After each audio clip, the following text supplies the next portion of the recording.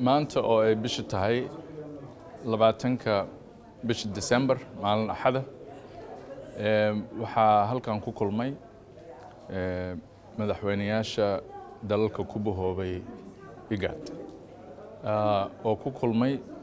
shirkii 38aad ee aan caadiga ahayn shirkaas oo looga wada hadlayay qodobo ay ka mid yihiin uguna weyn yihiin xaaladda ay ku sugan tahay wadamadan ku bahoobay IGAD guud ahaan iyo xaaladda ka hortagga COVID labadaas qodob ayaa ugu waaweynaa sidii awalba ajendaha lagu soo gudbiyay Soomaaliya iyo Kenya arrintooda